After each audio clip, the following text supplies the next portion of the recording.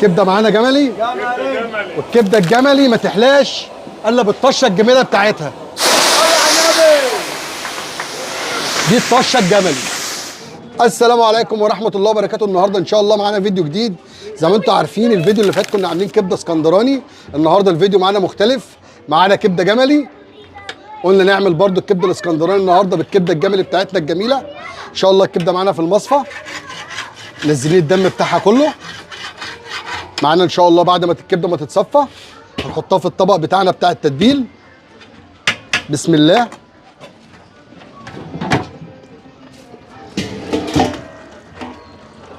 ما ينفعش يا جماعه مجمده شيف، مجرد ما بتفك بتنزل الدم من المصفى. طبعا احنا مجمدينها يا جماعه عشان خاطر تتقطع معانا على المكنه، تطلع معانا كبده شرايح بالشكل الجميل ده كده.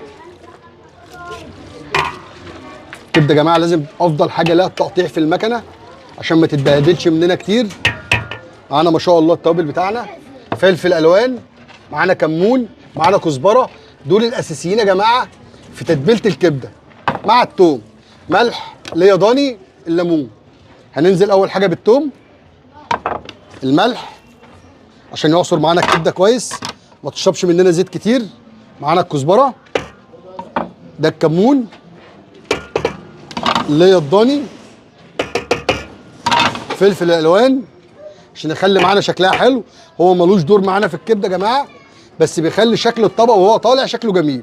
ده الليمون الشرايح عشان خاطر لو في نسبه زفاره ولا حاجه. ان شاء الله لازم نقلب كويس. طبعا مفيش دم خالص يا جماعه.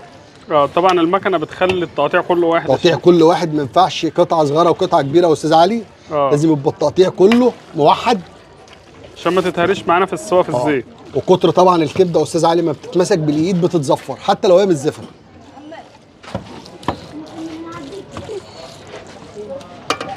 كده الكبده يا جماعه هنسيبها لمده 3 ساعات تشرب من التتبيله دي، والتتبيله تسمع معانا في الكبدايه، تخش معانا على النار ولا تشرب زيت ولا تعمل ارضيه من الدم، لان احنا طبعا وبتساعد على السوا كمان. صفينا الدم هنا كله يا استاذ علي اهو. تمام. ما عادش في معانا دم خالص، الكبده بقت بدون دم. طبعا لو احنا ما صفناش الكبده يا جماعه بنلاقي الدم دوت عمل معانا ارضيه معانا في الطاسه او في اي حاجه كبيره ان احنا بنعمل فيها الكبده، بنلاقي الكبده عملت معانا ارضيه تماما. فاحنا مش عايزين نوصل للحاله دي، لازم الكبده تتصفى معانا كويس. ده شكل الكبده ان شاء الله 2 أو 3 ساعات وهنشتغل فيها على طول. طب انت احيانا الشيف بتشتغل فيها على طول يعني، ولا لازم الكبده الجملي تتعمل كده؟ بص يا استاذ علي، الكبده الجملي كبده طازه غير الكبده المجمده، تبقى ناشفه شويه، فاحنا بنطريها بالتوابل ونخلي الملح ياكل فيها كويس وتستطعم بقى ونخلي التتبيله تسمع فيها. بتحتاج التتبيله يعني تساعد في السوا بتاعها. بصوا يا جماعه الكبده الجملي مختلفه عن الكبده المستورده تماما، بس التقطيع بتاعنا احنا اي كبده يا جماعه انا ما بقطعهاش على ايدي. ايوه. بجيبها المحل عندي مكنه تقطيع، بقطع عليها الكبده، ما بمسكش اي كبده خالص. طبعا الشريحه دي يا جماعه لازم تكون موحده عشان يبقى السوا معانا واحد، ما يبقاش السوا مختلف، قطعه كبيره وقطعه صغيره. ان شاء الله برضو هنوريكم نتيجه السوا، هتطلع حاجه بسم الله ما شاء الله. طبعا الكبده المستورده قلبه الثانيه بتكون مستويه، دي كبده جملي هتجيب معانا في السوا شويه، عشان كده احنا تبلناها وهنسيبها لمده 3 ساعات في التتبيله. لكن الكبده اللي هي المتلجه الشيف عادي بنشتغل فيها على طول بقى. نشتغل فيها على طول. ان شاء الله كده هننزل معانا بطشه الكبده. طبعا زي ما احنا قلنا معانا الخل، هننزل بطشه الثوم. الكبده دي يا جماعه كبده جملي، كبده معانا جملي. والكبده الجملي ما تحلاش الا بالطشه الجميله بتاعتها. دي الطشه الجملي. يلا بينا ننزل بالكبده بتاعتنا. بسم الله ما شاء الله. زي ما قلنا يا جماعه قبل الثوم ما يحمر بننزل معانا بالكبده.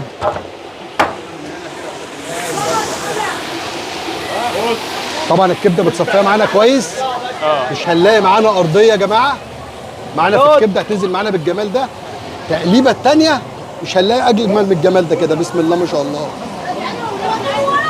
طبعا اهم حاجه الزيت يكون كتير يا شيف. زيت يكون جزيره يا استاذ علي عشان الكبده ما تسودش معانا. طبعا بعد الطشه دي بنهدي عليها بقى. خلاص بعد الطشه كده بنسحب نارنا او ما بنسحبش النار يا جماعه. المفروض الزيت يكون غزير ويكون الزيت معانا سخن. ليه؟ عشان الكبده معانا ما تبرولش. بص يا استاذ علي، طول ما الكبده متصفيه معانا ما نلاقيش ارضيه خالص. ما شاء الله. بص الجمال، والزيت ما يسودش مننا خالص. زي ما احنا قلنا الكبده الجملي غير الكبده المستورده، بتبقى ناشفه شويه. الكبده المستورده بيبقى التلج واكل منها شويه يا جماعه.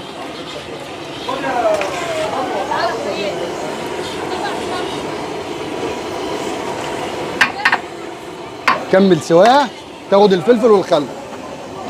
ما شاء الله الكبده الحته بحتتها اهو. بص الجمال، ما اتهرتش يا شيف زي ما انت قلت. ما اتهرتش، فضلت ماسكه نفسها، ما شربتش الزيت يا جماعه اللي احنا حاطينه. مفيش ارضيه زي ما احنا قلنا. احنا ما قلناش على حاجه يا جماعه لما حصلت، قلنا مش هيحصل ارضيه، مفيش ارضيه.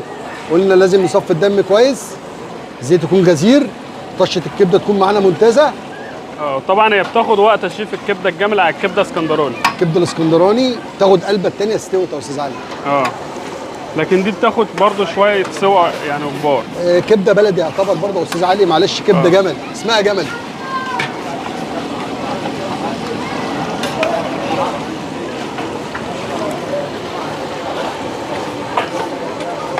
ان شاء الله ننزل بالفلفل بقى بتاعنا ونسحب النار خالص. الفلفل بتاعنا الجميل اهو، هنزل لك بيه على طول. الفلفل ده حامي يا شيف؟ الفلفل ده حامي وبارد الاثنين مع بعض. لو الكميه اللي معايا دي كلها يا جماعه حاميه قوي، الكبده دي مش هتتاكل. فاحنا برضو بندي سنه سبايسي مع سنه بارد عشان برضو نعرف ناكلها. ننزل بسنه توم بس، ننزل بشويه الخل بتوعنا، وشكرا على كده الكبده الف هنا وشفا. كده هتغرف على طول؟ هنغرف على طول ان شاء الله. الكبده بعد ما استوت كده الشيف محمد بيغرف الكبده اهي. كام كبده على الطاوله؟ 2 كبده.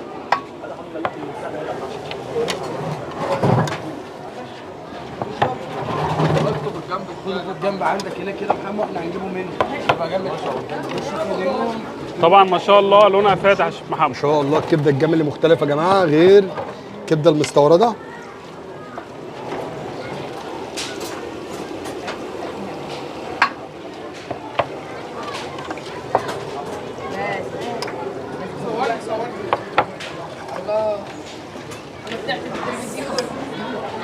كده السفرة اهي عليها كل حاجة، الكبدة والشيبسي والطحينة والسلطة والخضار والكفتة.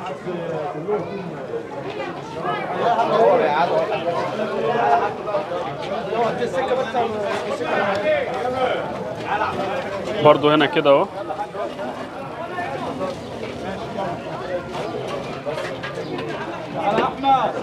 وكده ان شاء الله نبقى وصلنا لنهايه الفيديو بتاعنا. كان معانا طريقه عمل الكبده في الافراح مع الشيف محمد الجمل. ما تنسوش اللايك والاشتراك، والسلام عليكم ورحمه الله وبركاته.